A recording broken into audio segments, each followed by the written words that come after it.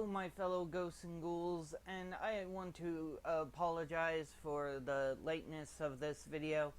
I have had not really issues, but I've had a couple of things that I've been trying to get done before I made the next video. I've gotten most of it done, but what I was really wanting to, that was keeping me from doing the video in the first place, didn't really get done. But anyway, the deck you're currently looking at is the Fantasia archetype. They are, well, to put it basically, it's an archetype of monsters based off of music. Now, I would like to say that it is an interesting archetype, but however, I'm not sure how good it's going to actually do. But they do have some really good cards. They really do have stuff close to locks. But what they have so far is they actually have 5 cards now. They have 3 coming out in this next pack, the Duelist Advent, and then they have 3 more coming out next challengers that I know of so far. One is actually a spell over here called Solo First Movement. But anyway, one of the main cards for the lock that they actually wind up getting is Aria, and what she does is, while you control this special summon card, Fantasia monsters you control cannot be targeted by card effects or be destroyed by battle. So it's quite a good card. She's not necessarily powerful, because she only has 1600 attack and 1200 defense, but she is still quite good.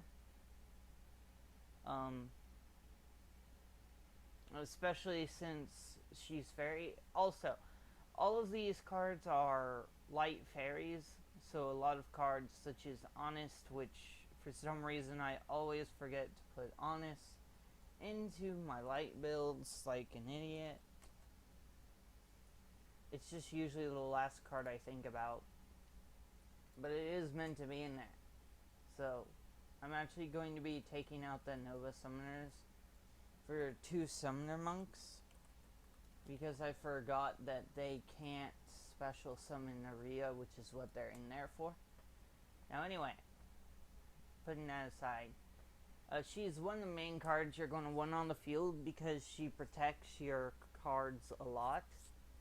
I've seen locks where you use her in Relay Soul and you just wait until you draw Exodia. They're not my favorite kind, so I didn't make one.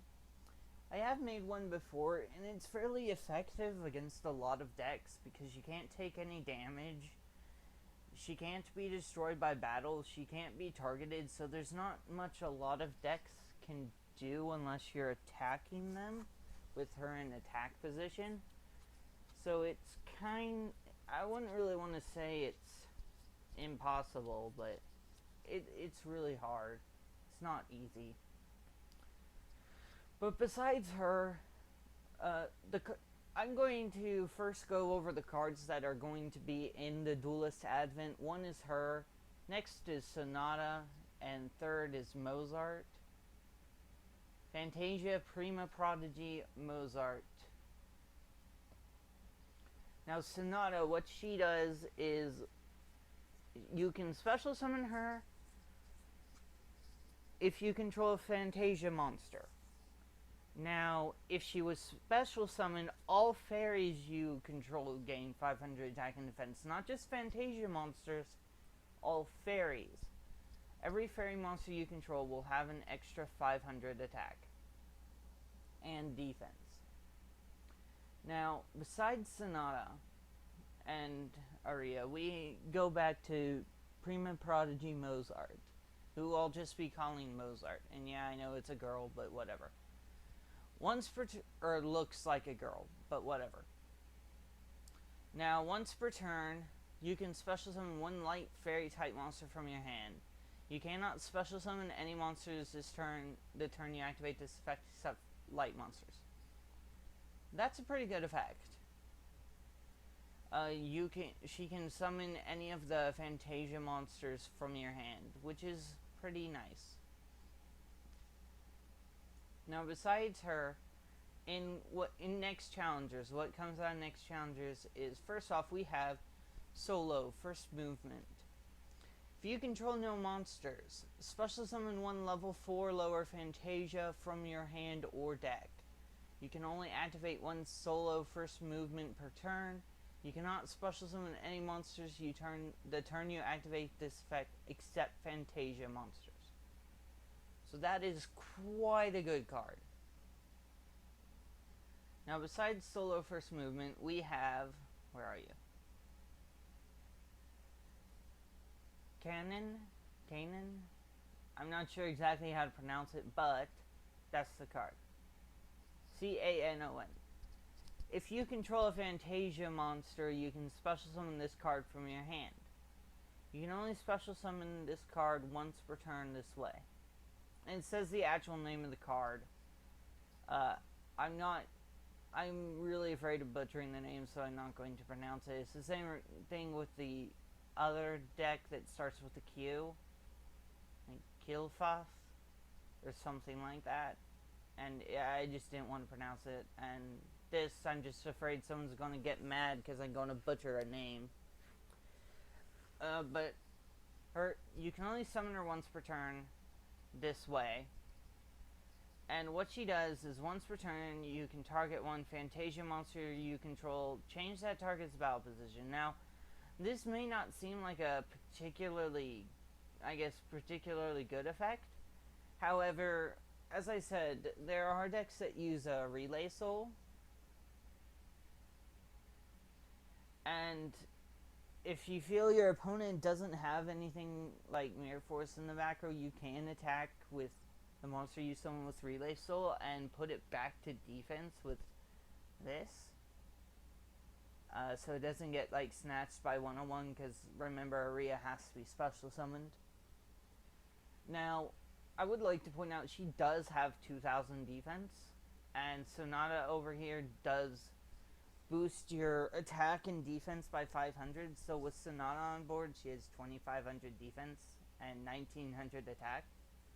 So she actually has some substantial defense and attack with Sonata on board, as a lot of the archetype does. Next up, we have Francois. Lores Francois.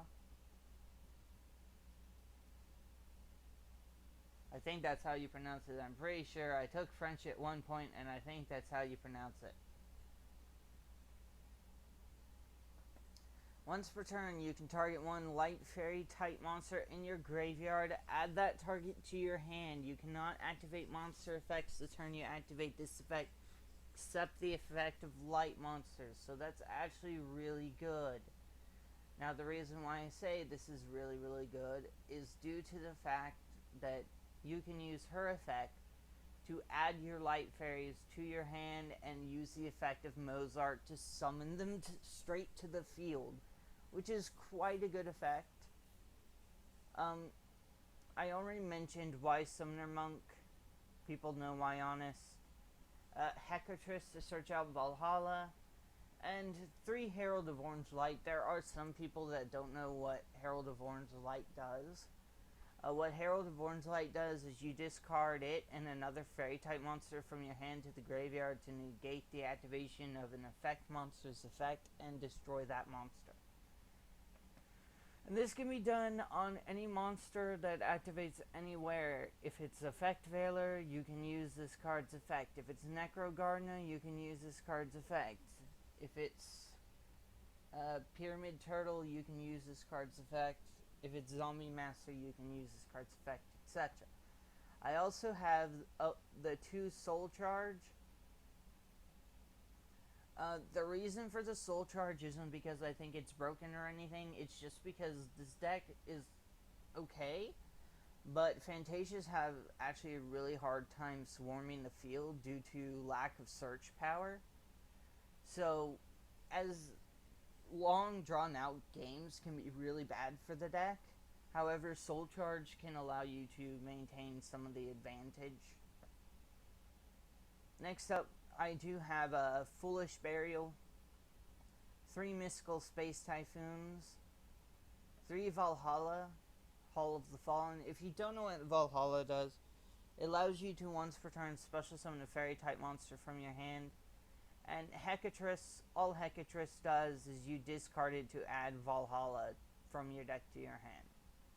And I run 3 Royal Decree to stop those nasty trap cards. Now, as for the extra deck... Oh, I'm sorry. I forgot to mention Athena.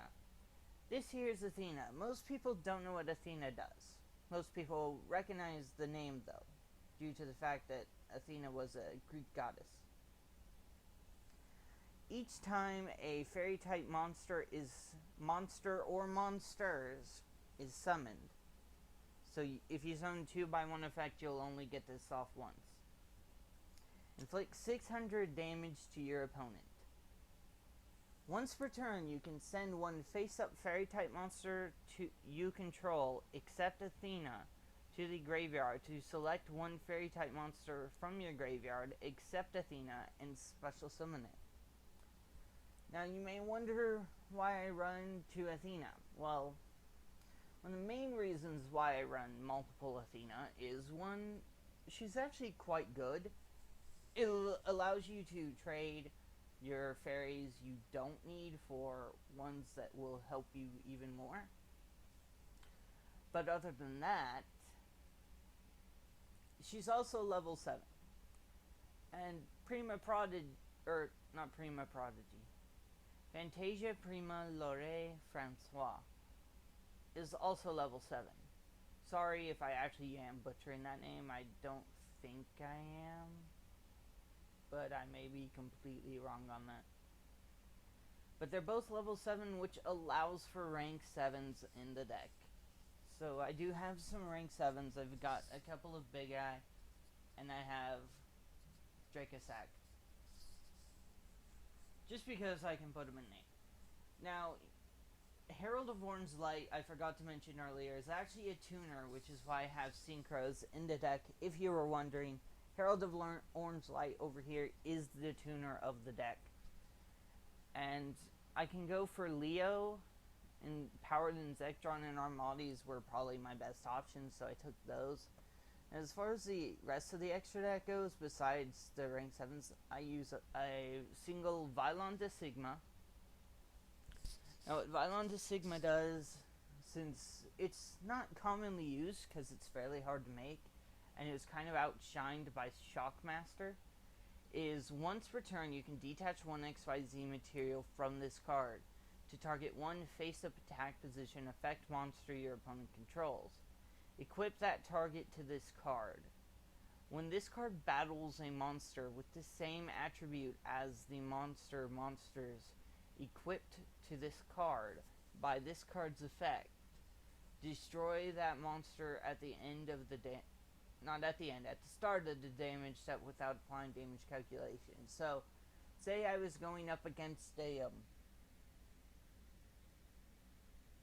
Evil Swarm deck, and I got this effect off, and I attached Ophion or Mandragora or something to this card as an XYZ material. Well, any dark monster from then on that tries to attack Vylon de Sigma is destroyed at the start of the damage step. If you weren't sure exactly what that did. Next up, we actually have a new card that's going to be coming out. A lot of people haven't really seen this, but it's actually a really good card. Most likely it will, except for absolutely Utopia-based decks like the ZW decks, this card will probably replace Utopia in most decks just due to its effect. What it does is you can detach 2 XYZ materials from this card, then target 1 face-up monster your opponent controls. Have that monster's attack, and if you do, this card gains that same amount of attack. Now, I would really like to point out that this card